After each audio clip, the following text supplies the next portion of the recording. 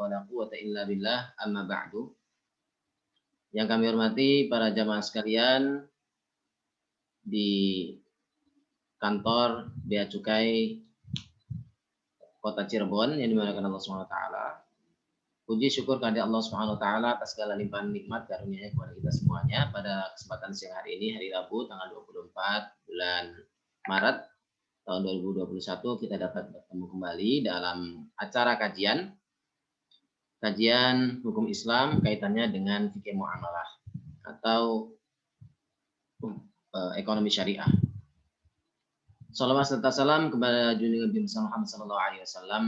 Mudah-mudahan kita semuanya mendapatkan syafaat dari beliau dengan senantiasa berusaha melakukan apa yang beliau contohkan, beliau teladankan, beliau berikan arahan. Mudah-mudahan kita diaku oleh umat beliau sehingga nanti kelak akan bertemu beliau di yaumul qiyamah dengan kita bersolawat, memperbanyak solawat, memperbanyak kajian-kajian tentang ajaran-ajaran yang beliau sampaikan kepada kita semuanya.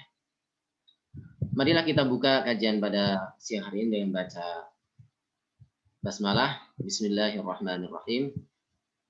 Pada pertemuan kali ini kita akan lanjutkan tentang pembahasan jenis-jenis muamalah, di mana pada pertemuan sebelumnya kita telah membahas dua jenis muamalat. Yang pertama yaitu akad muawadot atau tukar menukar, barter seperti jual beli, pinjam meminjam, bukan pinjam meminjam ya, utang piutang. Kemudian yang berikutnya yaitu tabarruat. Tabarruat itu seperti hibah gitu ya, atau pinjam meminjam atau memberikan pinjaman kepada orang lain. Hadiah juga termasuk tabarruat. Juga nafkah, infak, ya, wakaf dan sebagainya, ini bagian dari tabarruat. Atau akad sosial atau karitas atau charity dalam bahasa Inggrisnya. Akad sosial di mana kita hanya memberikan kepada orang lain, sifatnya adalah pasif ya bagi yang menerima. Berbeda dengan akad yang sifatnya muawadot atau jual beli transaksi antar dua orang yang dimana keduanya ini memiliki hak dan kewajiban yang sama sebagai penjual, sebagai pembeli, sebagai orang yang menukarkan, yang satu menerima pertukaran. Nah, pada pertemuan kali ini kita akan membahas tentang jenis yang ketiga, yaitu iskotot. Iskotot itu maksudnya adalah pengguguran. Akad iskotot ini adalah akad yang bertujuan untuk menggugurkan kepemilikan atau hak dari seorang, yang termasuk diantaranya yaitu pembebasan budak. Ini zaman sekarang mungkin sudah tidak berlaku. Perbudakan di dalam Islam sudah hilang gitu ya. Nah, pada zaman dahulu orang itu bisa membeli budak ya, bisa mendapatkan budak dari peperangan. Kemudian bagi yang memiliki budak boleh membebaskannya dengan berbagai cara. Di antaranya dengan membeli dirinya sendiri, akad mukatabah, ya, cicilan dengan ketentuan tertentu. Bisa juga dengan membebaskan dalam arti si budak ini oleh tuannya langsung diberikan kebebasan tanpa harus membayar apapun ya gitu ya. Kemudian akad syuf'ah. Akad syuf'ah ya. Akad syuf'ah itu hak ya. Hak untuk mendapatkan gitu ya. Mendapatkan hak tertentu, misalnya akad syuf'ah itu begini. Saya memiliki lahan ya, di mana tetangga saya memiliki lahan juga gitu ya. Maka hak syuf'ah bagi yang sebelahnya untuk menawarkan terlebih dahulu ya. Jadi hak syuf'ah itu gini, saya punya lahan di tempat tetangga orang atau teman yang punya lahan. Jadi lahannya berdekatan gitu ya. Kemudian kita mau menjual barang, menjual tanah kita itu, lahan kita itu, maka yang ditawarkan pertama kali adalah orang yang di tetangga kita, itu hak syuf'ah. Gitu. Jadi orang itu yang tetangga kita itu berhak mendapatkan lebih awal daripada yang lain. Jadi mendapatkan semacam prioritas ya untuk mendapatkan penawaran, karena dia tetangga kita nantinya akan berhubungan dengan lahan itu. Kalau misalnya dimiliki orang lain, mungkin akan ada dampak secara negatifnya. Oleh karena itu, yang ditawarkan pertama kali adalah tetangganya terlebih dahulu. Ketika misalnya tidak diambil hak untuk membeli itu, maka baru ditawarkan ke orang lain. Nah, hak untuk membeli milik tetangga itu adalah hak syuf'ah. Kemudian pembebasan hutang. Kalau misalnya kita mendapatkan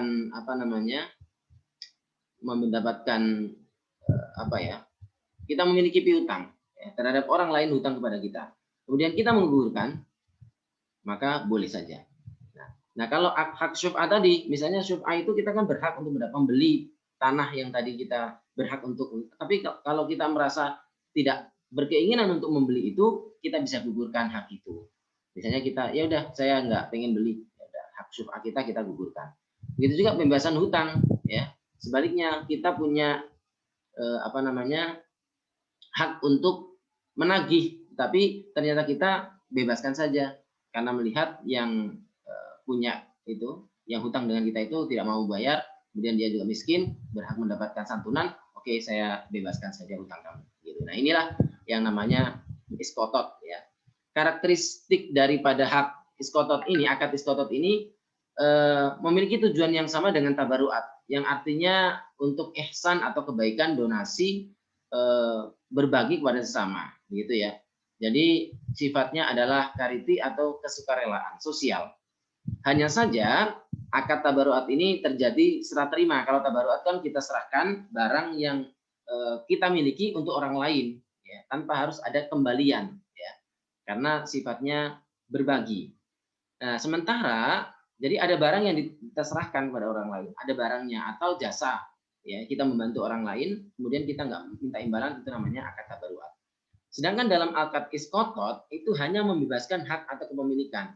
Jadi begini, dalam jenis yang ketiga ini, iskotot itu, pengguguran itu, kita bukan semacam kita belum megang apapun, tetapi mestinya kita berhak, tetapi kita tidak mau mendapatkan hak itu. Ya, seperti kita sebetulnya dalam hak waris. Hak waris itu juga masuk iskotot.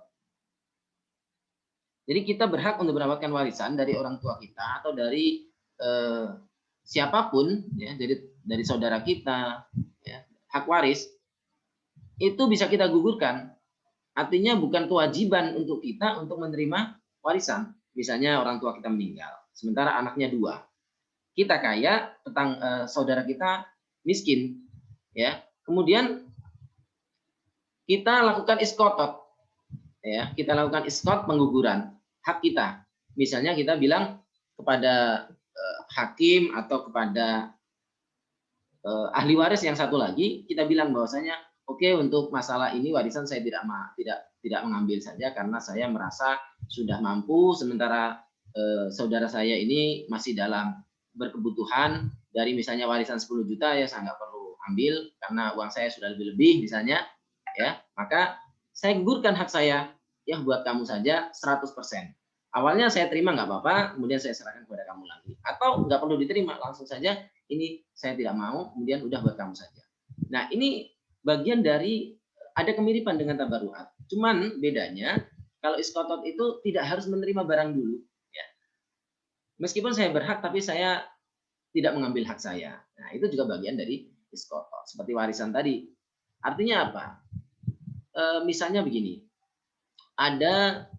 Jadi warisan itu adalah hukum yang berlaku pertama bagi laki-laki adalah 2 kali lipat yang perempuan, gitu. Tetapi kalau misalnya dimusyawarahkan secara bersama, ternyata semuanya itu setuju bahwasanya kita bagi rata saja. Sementara semestinya kan yang laki-laki dapat 2 bagian. Ternyata bilang, kita sama ratakan semuanya dan sukarela. Nah, hak setengahnya disukarelakan buat yang perempuan, tidak ada masalah. Jadi tidak, namanya hak itu kan sesuatu yang yang harus kita terima, ya, yang menjadi sesuatu yang bisa kita terima, tetapi bukan berarti kita harus mendapatkan itu. Bisa kita gugurkan. Berbeda dengan kewajiban. Kewajiban adalah sesuatu yang harus kita tunaikan. Sementara hak adalah yang kita terima. Dan kalaupun kita tidak menerima pun tidak masalah. Dan itulah kita gugurkan hak kita dengan tujuan untuk mendapatkan apa?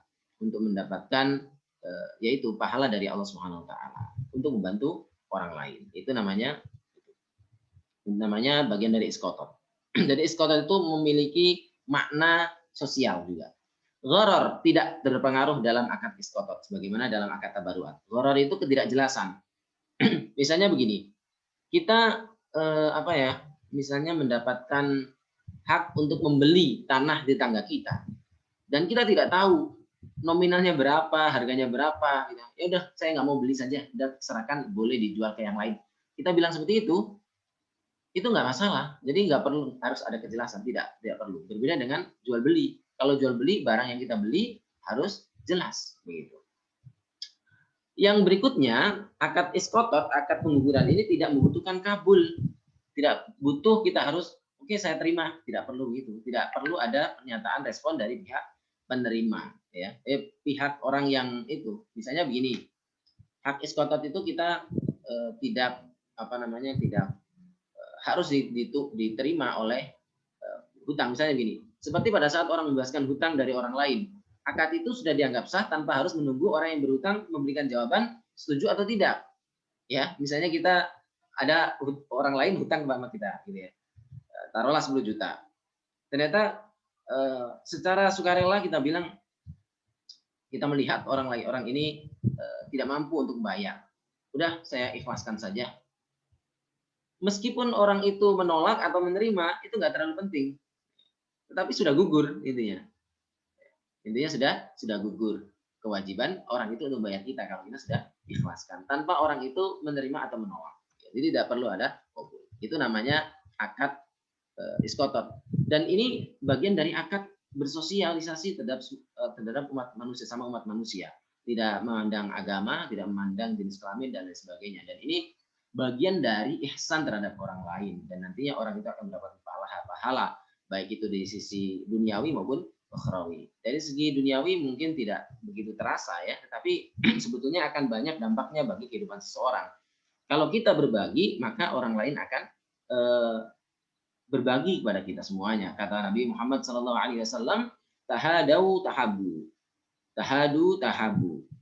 Saling kalian memberi hadiah, maka akan ada timbul rasa cinta. Banyak orang lain yang membutuhkan bantuan, peminjaman ya dan lain sebagainya, hutang itu kepada kita, dan kita orang yang mampu, maka kita berikan pinjaman ya, selama peminjaman itu untuk kebaikan. Dan ternyata ketika orang itu sudah berusaha untuk membayar, tapi kita masih punya keleluasaan rezeki ya, punya kecukupan, tidak harus hak itu kita tuntut terus, tetapi bisa kita gugurkan dengan mengikhlaskannya. Mudah-mudahan nanti orang itu akan lebih tenang untuk bekerja dan sebagainya.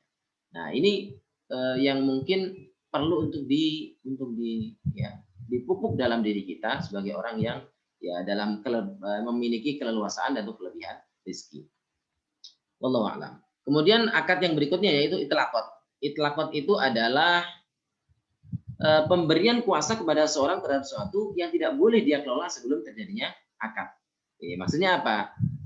Begini, pada dasarnya seorang itu tidak boleh menggunakan atau mengtasarrufkan atau menggunakan harta kecuali yang memang miliknya sendiri. Jadi la yajuzu tasarrufu ma laisa lahu. Tidak boleh kita mentasarrufkan, kita mentransaksikan barang yang bukan milik kita sendiri. Ya, tetapi dengan adanya akad itlaqat ini, seorang boleh mengelola atau menggunakan harta yang pada awalnya dia tidak memiliki hak atas harta itu. Nah, yang termasuk ke dalam jenis ini adalah akad wakalah, akad kuasa, ya, surat kuasa biasanya gitu ya, untuk mentasarrufkan harta milik pribadi, pemberi kuasa atau muwakil kepada wakil, gitu ya, wakil atau surat kuasa itu ya, dengan kita memberikan hak taukil, hak itlaqat. Itu bahasa Arabnya itlaqat, tapi sebetulnya kalau dalam contoh di sini adalah seperti hak untuk memberikan kuasa kepada orang lain. Nah, orang yang sudah diberi kuasa, meskipun dia itu bukan miliknya, dia sudah menjadi wakil. Begitu juga dalam hal perwalian nikah.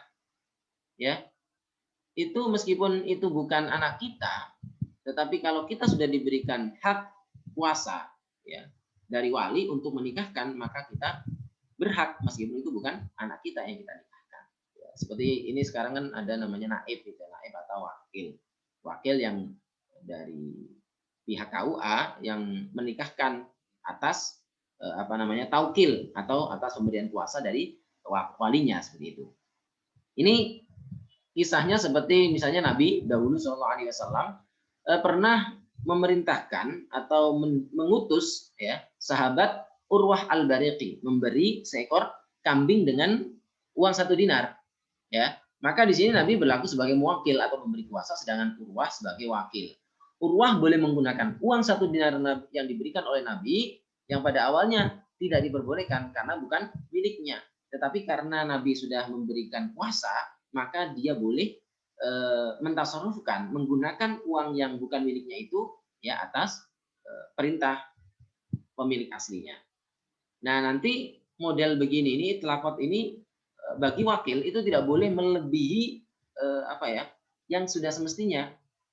Misalnya dia diminta untuk membelikan 1 dinar, ya, maka dia harus sesuai dengan ketentuan yang diberikan oleh pemilik aslinya. Jadi tidak boleh misalnya dan ini biasanya ini mohon maaf kadang-kadang kita itu membelikan dengan harga yang lebih murah, ya. Misalnya taruhlah kita dengan angka rupiah misalnya. Kita diberi uang untuk membeli motor harga 20 juta misalnya. Ya, maka dapatlah merek A. Nah, ternyata wakil itu membeli dengan harga 15 juta dengan harapan 5 jutanya bisa menjadi keuntungan bagi dia. Ini tidak boleh. Ya. Dan ini bagian dari penyelewengan. Masuk korupsi gitu nanti. Penyelewengan dana. Dan 5 juta yang tidak berhak itu tidak boleh dipakai. Kalau misalnya tidak sesuai maka bisa dikembalikan, atau model begini nih ya berarti dia menyalahi. Harusnya sih dibelikan sesuai dengan spesifikasi dan nilai yang sebesar 20 juta itu. Gitu ya. Dan ini itlaqah. Bagian dari mewakilkan hak untuk orang lain di mana aslinya itu orang itu tidak berhak mentasarrufkan barang atau uang yang dimiliki oleh si pemberi kuasa, tapi karena sudah dihak kuasakan kepada orang lain maka si wakil bisa melakukan transaksi atas perintah itu. Begitu juga takyidat. Nah, ini takyidat itu akad yang kelima.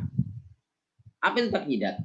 Kebalikan dari itlaqot. Kalau itlaqot itu melepaskan hak untuk diwakilkan orang lain, sementara takyidat itu akad yang bertujuan untuk mencegah atau membatasi orang untuk menggunakan atau mengelola harta yang sebelumnya adalah haknya. Gini, gampangnya begini. Seseorang itu berhak atas miliknya, tetapi dengan adanya takyidat ini, orang yang mestinya bisa menggunakan harta miliknya maka dibatasi geraknya, ruang geraknya, sehingga dia tidak bisa mengelola hartanya. Yang termasuk dalam jenis ini adalah tindakan hajar, membatasi atau boikot lah kalau bahasa ekonominya itu, membatasi anak kecil yang belum bisa mengelola harta. Misalnya ada seorang anak yatim kecil, ya baru setahun, dia dapat warisan dari orang tuanya yang sudah meninggal, hartanya sekitar misalnya 50 juta. Nah, harta ini kan milik anak itu satu-satunya, karena dia satu-satunya anak mendapatkan warisan dari orang tuanya yang meninggal. Nah, kita nggak mungkin melepaskan harta itu kepada anak yang 50 juta itu, karena anak kecil yang masih setahun atau 5 tahun lah taruhlah yang sudah bisa berbicara, itu nggak mungkin bisa mengelola. Sehingga ya orang yang merawat anak ini itu harus membawa harta ini, dan dia hanya diberi secukupnya saja, sebatas untuk dia jajan dan kebutuhan dia sehari-hari. Dan ini namanya akad hajar atau tindakan boikot terhadap harta anak kecil yang belum bisa mengelola harta. Jika ada anak kecil yang mendapatkan warisan jutaan rupiah ya dari ayahnya, sementara dibiarkan dipegang sama anak kecil, maka dia akan menghabiskan akad harta itu dengan tanpa ilmu dan tanpa pengalaman, ya. Karena model begini ini namanya ada kesyaratan untuk arusdu, ya. Ketika anak kecil itu sudah dewasa, maka hartanya baru diserahkan kalau masih ada sisanya. Dan bagi orang yang mengelola itu haruslah dikelola dengan bijak. Jangan sampai diberi jor-joran, dibawa secara boros, ya, dibelikan yang bukan kebutuhannya. Seperti itu. Bisa juga dalam jenis akad taklidar itu adalah pembatalan akad wakalah. Jadi awalnya itu kan tadi seperti tadi itlaqat itu kan kita memberikan hak orang lain untuk mengelola harta kita, ya, dengan taukil, dengan surat kuasa, dengan hak kuasa, yang memberikan kuasa kepada orang lain. Nah, hak kuasa itu bisa kita batalkan selama masih dalam proses belum dilaksanakan. Misalnya begini, tolong belikan komputer di mana, di daerah, di kota misalnya, ya. Uang itu sudah dipegang sama pemilik tapi belum dibelanjakan. Nah, saat itu sebelum dibelanjakan, kemudian kita di tengah-tengah, kita ternyata menemukan barang yang sesuai dengan kita, kemudian kita ingin beli sendiri. Maka, oh ya mohon maaf, tadi uangnya itu ya dikembalikan saja, saya nggak jadi nitip karena saya sudah dapat barangnya sendiri. Nah, ini boleh dibatalkan. Namanya wakil itu kan tidak bisa menguasai harta itu secara penuh. Selama si pemilik itu bilang nggak jadi, maka akad wakalah, akad penguasaan tadi itu maka kembali kepada pemilik aslinya, gitu ya. Kemudian akad musyarakah. Musyarakah berasal dari kata syirka yang berarti bercampur, berarti adanya kongsi. Musyarakah berarti akad antara dua pihak atau lebih untuk bercampur atau berkongsi, ya, dalam suatu usaha dengan menyertakan modal dan pembagian keuntungannya sesuai dengan kesepakatan bersama, ya, dari beberapa pihak, baik itu dua maupun lebih, ya, pihak yang berserikat itu. Akad-akad yang termasuk ke dalam jenis ini diantaranya syirkatul inan, syirkal muwafadoh, ya, syirkal wujud, syirkal amal, mudoroba, muzaro'ah, musaqoh, ya. Dan ini nanti akan dibahas di sesinya. Karena cukup panjang nanti, ya. Yang berikutnya adalah tausiqat. Tausiqat itu MOU, ya. Ya, tausiqat itu jaminan, ya, jaminan. Akad yang bertujuan untuk menjamin hak dan memastikan hak itu diberikan kepada pemiliknya. Akad tausiqat adalah akad penunjang, dia tidak berdiri sendiri melainkan muncul bersama dengan akad lain dan tujuannya adalah untuk menguatkan akad yang dilaksanakan. Ya, saya jual beli atau saya utang piutang, kemudian kita ada akad yang kedua yaitu akad tausiqat untuk memperkuat akad yang pertama itu. Yang termasuk dalam jenis ini adalah akad rohen, gadai, takmin, ya, akad rohen, ya. Akad rohen itu menggadaikan, ya. Jadi saya memanfaatkan, ya, meminjam barang uang dari Anda, kemudian saya serahkan barang jaminan ini. Nah, jadi berarti kan dua akad, gitu, ya. Kemudian kafalah, menjamin hutang orang lain. Misalnya ada orang miskin, ya, dia tidak punya usaha apapun, tidak punya aset apapun, tapi dia ingin pinjam, ya, kepada pihak yang lain penyedia modal atau penyedia dana. Nah, ini kan nggak ada jaminan, sulit untuk dipercaya untuk bisa mengembalikan. Nah, kafalah berarti ada orang ketiga yang menjamin hutang si tadi orang miskin yang berhutang tadi, gitu, ya. Karena apa? Kalau misalnya si miskin tidak bisa membayar, maka orang penjamin itu yang akan mengganti hutang itu. Akad berikutnya misalnya hiwalah, memindahkan kewajiban hutang kepada pihak ketiga. Misalnya begini, si A punya hutang dengan B, gitu, ya. Ternyata si A juga punya hutang memiliki piutang pada C. Maka ketika dia bilang, oke, kamu bisa ngambil pembayaran itu kepada si C yang tadi yang punya hutang pada saya, maka si B ngambilnya dari C. Nah, itu namanya hiwalah, memindahkan kewajiban hutang kepada pihak ketiga, di mana pihak ketiga itu juga memiliki kewajiban untuk membayar kepada si A, begitu. Ketika jenis akad ini tidak berdiri sendiri melainkan muncul bersamaan dengan akad hutang piutang, gitu, ya. Kemudian akad yang ketiga, jenis yang ketiga yaitu istihfadat. Istihfadat itu apa? Akad antara dua pihak untuk menjaga atau menitipkan harta pihak pertama kepada pihak kedua. Dan ini seperti contohnya akad wadiah, nitip barang, ya, atau nitip uang, wadiah. Seperti simpanan itu, ya, uang kita titipkan kepada bank, itu juga akad wadiah. Jadi sifatnya kita hanya untuk menjaga, ya, menjaga barang, ya. Kita menitipkan barang dan orang yang dititipi itu harus menjaga, gitu ya. Kemudian akad lukotoh itu menemukan barang, ya. Maka menemukan barang harus dijaga dengan baik, ya, sampai si pemilik itu ditemukan. Tapi kalau sudah diumumkan dan ternyata tidak ada yang menerima, maka dia menjadi hak pemilik untuk mentasarufkan. Begitu. Inilah jenis-jenis akad di dalam muamalah atau transaksi dalam yang ada di dalam fikih Islam. Demikian, mudah-mudahan bisa dipahami. Silakan kita lanjutkan dengan sesi tanya jawab. Ini sebelum kita lanjutkan pertanyaan, ini ada di kolom chat ada pertanyaan. Wallahu a'lam bishawab. Izin tanya Ustadz, apakah boleh sejak awal pembagian waris dibagi sama rata atau harus jelaskan dulu masing-masing ahli waris? Nah, ini seperti ini. Akad waris itu adalah akad sosial dan akad yang berkaitan dengan hak adami. Sebagaimana hutang piutang, gitu ya. Jadi antara pihak itu harus dikumpulkan. Misalnya 2 orang ya, kalau banyak orang sih nanti akan semakin rumit. Kita contohkan yang 2 orang saja. Hutang piutang, ya, itu adalah hak adami. Jadi harus ada obrolan terlebih dahulu, ya. Bahwasanya kita itu aslinya saya kecuali gitu ya, kecuali kalau kita sebagai penerima hak, ya. Kemudian kita melepaskan, atau sebagai penerima hak, kemudian kita tidak melepaskan, tetapi hanya memberinya sebagian saja. Nah, itu nggak terlalu bermasalah. Yang jadi masalah itu nanti bila mana tanpa ada persetujuan dari orang yang memiliki hak, tiba-tiba kita bagi rata, atau kita ya udah paling misalnya begini. Jangan sampai terjadi begini ya kasus. Ada orang bersaudara 4, ya. Ini ayahnya meninggal. Istrinya sudah nggak ada, berarti ibunya sudah nggak ada. Berarti penerima hak cuma 4. Cuma ada 4. Ya. Contoh yang pertama misalnya si perempuan 1. Ya, ini 3. Tanpa kita berkoordinasi dengan 3 laki-laki yang sini, ya. 1 perempuan, 3 laki-laki. Mestinya kan ini kan dapatnya sebagian hanya setengah, sisanya dapat ini. Gitu ya.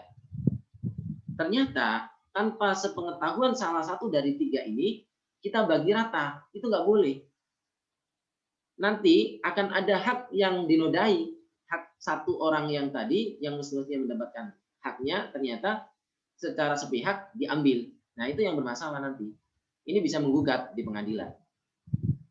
Ya, karena haknya diambil tanpa sepengetahuan dia. Tapi kalau hak kita lepaskan, nggak ada masalah. Tapi kalau hak kita diambil, kemudian kita menuntut, itu jadi diperbolehkan. Begitu juga misalnya dari 2 orang, ya, dari 2 orang, yang satu miskin, yang satu kaya, atau 3 lah lebih enak contohnya ini ya. Ada 3 orang, yang satu kaya, ya, yang 2 miskin gitu ya. Kemudian ini si kaya ini jauh tempatnya, misalnya di luar negeri atau di luar kota. Kemudian kita tahu bahwasanya dianya orangnya kaya, ya, mampulah kalau tidak perlu harta dari warisan lah. Nah, ternyata 2 orang ini sepihak bilang bahwasanya wah ini paling orang kaya lah, saudara kita sudah kaya nggak butuh warisan. Kemudian kita sepihak bilang udah kita bagi berdua saja. Ini nggak bisa. Nanti orang yang ini 1 orang hak waris ini tidak tidak menerima bagian, ini akan bisa menuntut. Tidak bisa sepihak kita ambil karena hak itu. Sehingga menjawab pertanyaan yang pertama tadi, ini harus dibicarakan terlebih dahulu dengan semua ahli waris. Jangan sampai salah satu dari pihak itu tidak tahu sehingga nanti akan menimbulkan masalah dan perseteruan di antara saudara. Dan ini menjadi fitnah di antara keluarga, gitu ya. Oleh karena itu hal-hal semacam ini harus diperhatikan, jangan sampai diabaikan begitu saja. Dan kadang-kadang mohon maaf, dalam hal warisan ini saya perlu singgung, karena kebanyakan orang itu melihat warisan itu hanya sekedar harta. Ini salah, ya. Tidak hanya harta warisan itu, hutang juga harta, hutang juga warisan, ya. Jangan sampai orang tua kita punya harta misalnya 100 juta atau tanah sebidang tanah seharga 100 juta atau 200 juta. Sementara kita tanpa sepengetahuan kita dan tidak mempedulikan, ternyata beliau mendiang almarhum orang tua kita itu ternyata punya utang, dan ini nggak boleh dibiarkan. Harus ya sebelum dibagi warisan, harta ini harus dipakai untuk membayar hutangnya, entah itu 10 juta, 20 juta, meskipun kecil, tetap harus dibayar dulu baru dibagi warisan. Atau misalnya, si orang tua ini tidak memiliki harta, hanya memiliki hutang, maka ahli waris itu juga berkewajiban untuk mewarisi utang orang tuanya. Tidak hanya hartanya. Nah, ini penting ini. Jangan sampai kita abaikan hutangnya, tetapi mau hartanya saja. Gitu ya. Selanjutnya, izin tanya Ustadz, di luar pembahasan hari ini, bolehkah memakai uang zakat untuk menyumbang korban bencana alam? Uang zakat untuk menyumbang korban bencana alam.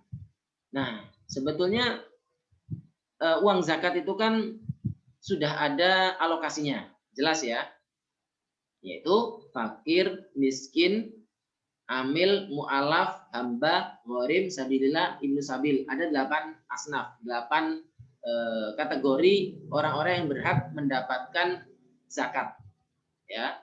Nah, pertanyaannya, apakah dari korban bencana alam itu termasuk daripada 8 asnaf ini? Udah gitu aja. Kalau dia bukan termasuk, maka tidak boleh. Tetapi kalau banyakkan orang-orang korban bencana alam kan hartanya hilang, maka dia kategori miskin. Sehingga boleh-boleh saja, gitu ya. Maka dilihat dulu model bencana alamnya, korbannya bagaimana.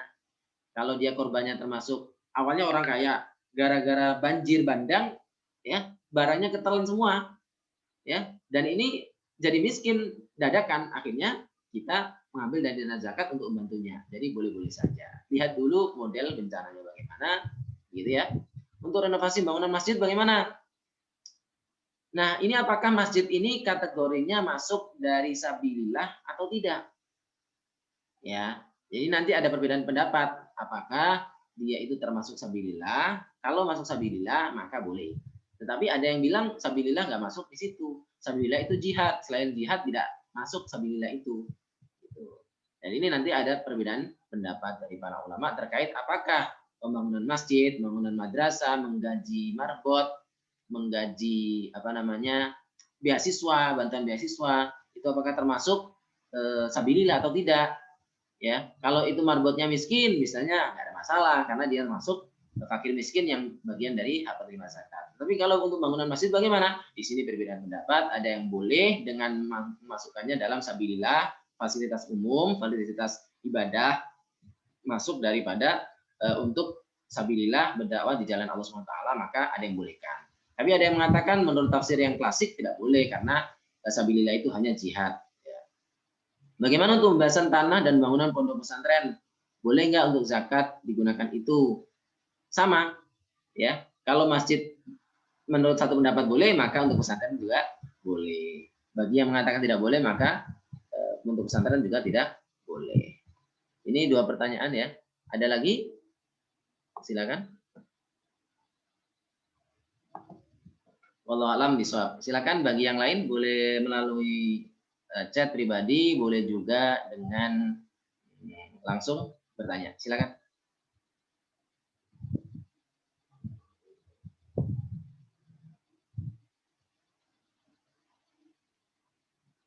Kalau tidak, dilanjutkan atau ditutup.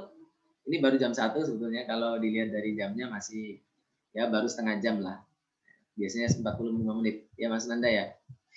Ya silakan, masih ada waktu sekitar 10 menitan.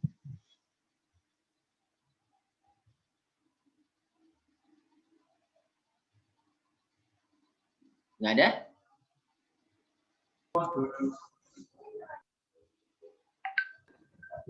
Ada pertanyaan lain?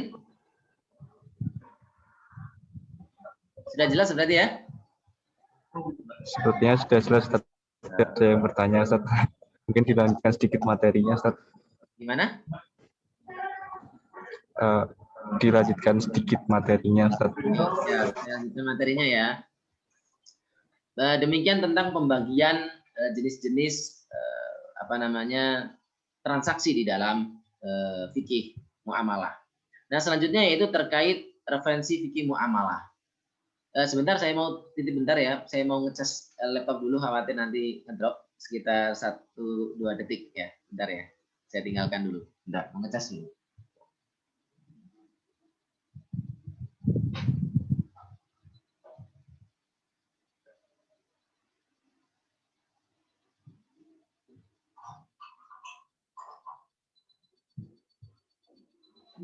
Assalamualaikum.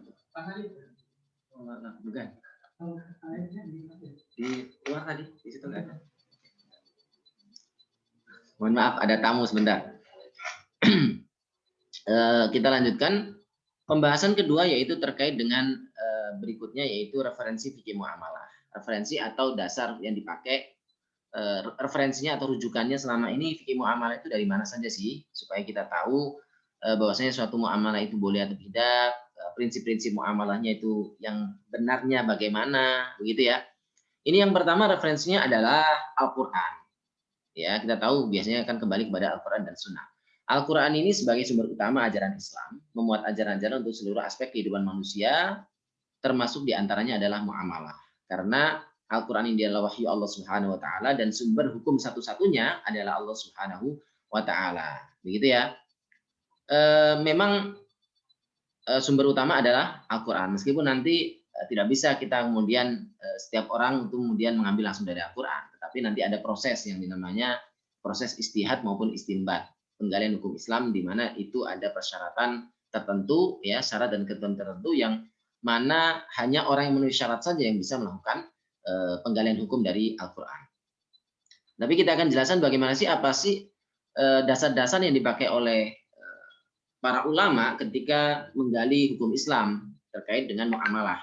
Yang pertama yaitu ayat Al-Quran surat An-Nisa ayat 32, di mana Allah Subhanahu wa Ta'ala menjelaskan, wala tatamannaw ma faddalallahu bihi ba'dakum 'ala ba'd, lirijali nasibum mimma iktasabu wa lin-nisa'i nasibum mimma iktasab, was'alullaha min fadlih innallaha kana bikulli syai'in 'alima. Ayat dari surat An-Nisa ayat ke-32 ini berisi tentang bagaimana dalam Islam itu hak kepemilikan perorangan itu dihormati, dihargai, ya. Di mana secara tekstual ayat ini bisa diartikan, janganlah kamu mengangan-angankan karunia yang dilebihkan Allah Subhanahu wa Ta'ala kepada sebagian kamu dari sebagian yang lain. Jadi Allah Subhanahu wa Ta'ala itu memberikan rezeki itu berbeda-beda setiap orang, dan kita sebagai sebagai salah satu dari individu itu tidak perlu berangan-angan pada harta yang sebetulnya bukan menjadi milik kita. Jadi ya udah, kita terima milik kita tanpa harus menganggap bahwasanya orang lain itu ya mestinya ini hak saya, gitu. Mestinya ini milik saya, padahal pasti sudah jatahnya masing-masing, ya, sesuai dengan usaha yang kita lakukan, begitu. Karena bagi orang laki-laki ada sebagian daripada apa yang mereka usahakan, dan bagi para wanita pun ada bagian dari apa yang mereka usahakan. Jadi memang Allah Subhanahu wa Ta'ala itu memberikan porsi keadilan sesuai dengan usaha masing-masing, dan kalaupun tidak, jadi gini, harta atau rezeki yang Allah berikan, ya, itu adalah bagian dari titipan, bagian dari ujian. Jadi kondisi kebaikan dan kondisi kekurangan, kondisi kelebihan maupun kondisi kekurangan itu bagian dari ujian. Wa nabluukum bil khairi wasyarri fitnah. Jadi kondisi kita sedang miskin, kondisi kita sedang terpuruk itu ujian. Sebagaimana kondisi ketika kita kaya juga ujian. Jangan anggap bahwa ujian itu hanya berupa kemiskinan. Kekayaan pun adalah ujian. Kekayaan apakah kita mentasarufkan pada hal-hal yang dibolehkan oleh Allah SWT, ujian apakah kita mau berzakat, apakah kita mau bersedekah, berbagi kepada sesama kita, gitu ya. Apakah kita hanya menghabiskan uang kita itu untuk hal-hal yang tidak dibutuhkan, sementara banyak di sekeliling kita itu masih kelaparan. Nah, ini bagian dari ujian dan akan dipertanyakan oleh Allah Subhanahu wa Ta'ala. Yang berikutnya, ayat Al-Quran larangan merampas hak milik orang lain dengan mencuri, ya. Dalam surat Al-Maidah ayat 38 Allah Subhanahu wa taala berfirman, "Was-sariqu was-sariqatu faqta'u aydiyahuma jazaa'an bima kasaba nakalan minallah. Wallahu azizun hakim."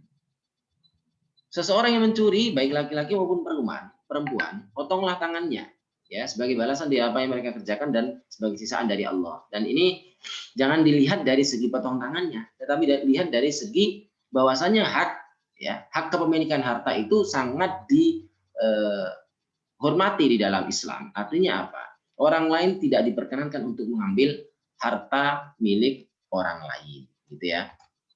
Kemudian yang berikutnya, Allah SWT dalam surat Al-Baqarah ayat 188 melarang suap menyuap, ya. Wala taqulu amwalakum bainakum bil batili wa tudlu biha ilal hukam litakulu fariqam min amwalin nasi bil itsmi wa antum ta'lamun. Dan janganlah kalian memakan harta di antara kalian dengan batil, dengan tidak hak, ya, bukan haknya. Wa tudlu biha ilal hukam, ya. Kemudian membawa harta itu kepada hakim supaya kamu dapat memakan sebagian harta benda orang lain itu dengan jalan berbuat dosa padahal kamu mengetahui. Ini banyak sekali. Ya, aslinya kita tidak berhak terhadap harta itu. Kemudian kita adukan ke hakim, kita klaim bahwasanya itu hak kita, kemudian hak itu menjadi hak kita padahal aslinya milik orang lain. Ini banyak ini, tanah gitu ya.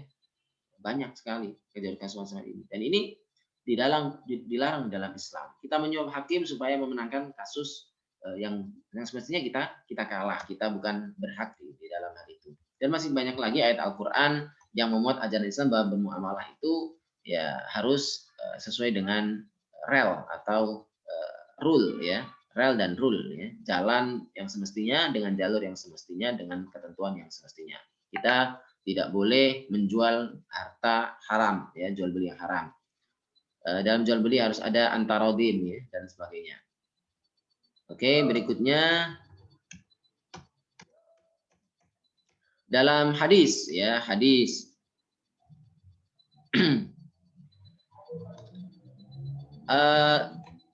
yang berikutnya adalah as-sunnah atau al-hadis. Ya, selain Al-Quran, Al-Quran itu kan sumber hukum Islam yang pertama, di mana itu merupakan wahyu Allah Subhanahu Wa Taala, dan itu diperlengkap lagi dengan hadis. Dan hadis ini sebetulnya bukan ucapan Nabi semata, tetapi dia in huwa illa wahyun yuha. Bahwasanya hadis Nabi Muhammad SAW, baik ucapannya, tingkah lakunya, itu semuanya khuluqul Quran, kata Khadijah atau kata beberapa sahabat, bahwasanya akhlak Nabi itu adalah Al-Quran. Apa yang dilakukan oleh Nabi itu adalah tercermin daripada Al-Quran, pengejawantahan atau penafsiran daripada Al-Quran, sehingga apapun yang dilakukan oleh Nabi ini menjadi penjelas daripada hukum-hukum terkait dengan muamalah. Selain fungsinya sebagai penjelas dari ayat Al-Quran, sebenarnya juga memuat banyak hukum terkait dengan muamalah yang tidak tercantum dalam Al-Quran. Jadi dalam hadis itu sifatnya teknis banyak. Dengan muamalah pada umumnya berisi respon Nabi SAW terhadap kegiatan muamalah yang dilakukan oleh para sahabat saat itu. Baik itu berupa melarang, boleh itu membolehkan, atau menambahkan ketentuan-ketentuan syarat tertentu yang belum termaktub di dalam Al-Quran. Seperti ketika Nabi misalnya membolehkan jual beli salam. Salam itu sebagaimana saya jelaskan itu bai'u mausufin fid dimah, menjual barang yang hanya diberikan kriterianya saja, belum ada barangnya. Ketika orang-orang di Madinah itu diperbolehkan, padahal itu belum ada barangnya, gitu ya. Dan itu mestinya tidak boleh. Tapi beliau Shallallahu Alaihi Wasallam menjelaskan bahwa itu boleh. Kenapa? Karena alasannya adalah maslahat. Saat itu orang-orang itu sudah bertransaksi dengan itu, dan itu ternyata mempermudah bagi orang-orang, ya, saat itu di Madinah untuk bertransaksi. Begitu juga ketika Nabi Muhammad SAW melarang berbuat curang setelah Nabi menemukan ada pedagang yang sengaja menyembunyikan buah yang busuk di bawah keranjang. Atau ya ini gharar tadi, ya, bersifat gharar. Kita misalnya ini di pasar, ya, menjual barang, ya, kita main pukul rata padahal di sini dalamnya ada barang yang cacat tetapi kita sengaja sembunyikan. Ya, itu tidak boleh. Padahal kita jual satu keranjang penuh, padahal di bawahnya banyak yang busuk. Ini kan gharar atau penipuan. Ketika Nabi Muhammad SAW melarang praktik talaqi rukban. Talaqi rukban itu memutus pasar, ya. Jadi kita sengaja membeli barang yang belum masuk pasar. Dan ini kita supaya tujuannya adalah supaya mendapatkan harga serendah-rendahnya. Padahal pemilik harta itu belum pemilik barang itu belum masuk ke pasar, sehingga belum tahu harganya. Ini dilarang. Nanti akan dalam konteks sekarang itu mungkin ada contoh yang lain gitu ya. Kalau yang gambaran yang umum itu Nabi Muhammad SAW misalnya melarang itu tadi, memotong alur pasar ya di tengah-tengah supaya dia tidak tahu harga aslinya, kemudian kita beli dengan harga murah. Bai'ul hadir lil badi, menjual jadi orang yang tinggal di kota menjual barang untuk yang di desa. Tapi nggak tahu sekarang itu masih berlaku atau tidak, karena hampir setiap orang sekarang itu bisa mengakses harga ya di pasar gitu ya, sehingga bisa jadi hal semacam ini sudah tidak diketemukan ya. Bai'u ma laisa indak, menjual barang yang bukan miliknya.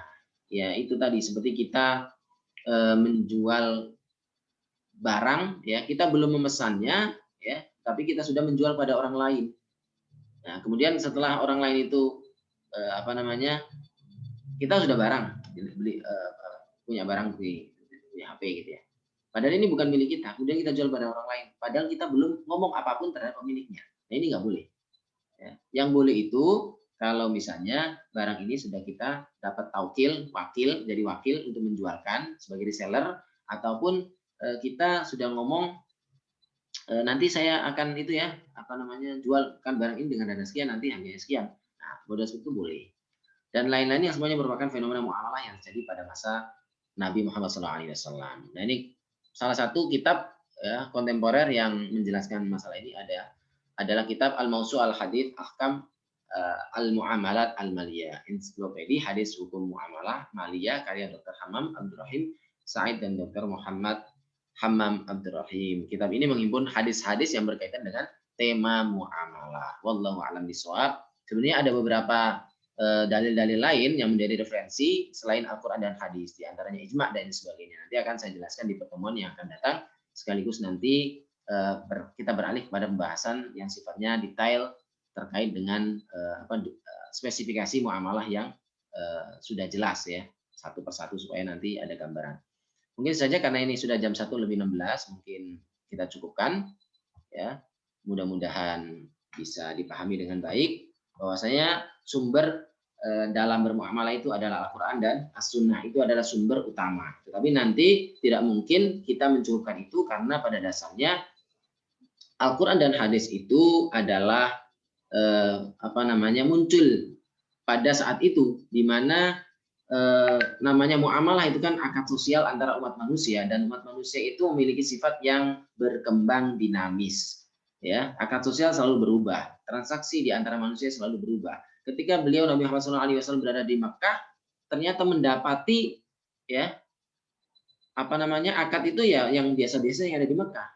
Ya, ternyata ketika beliau hijrah di Madinah, mendapati beberapa akad yang cenderung berbeda, ya, karena sifatnya di Mekah itu sifatnya adalah keras dan belum kota gitu ya, sementara di Madinah itu cenderung lebih maju misalnya, maka bisa jadi hukum itu akan berubah, sehingga nanti dibutuhkan beberapa piranti-piranti yang dipakai oleh para ulama dalam memutuskan suatu perkara, apakah hukum suatu transaksi itu boleh atau tidak.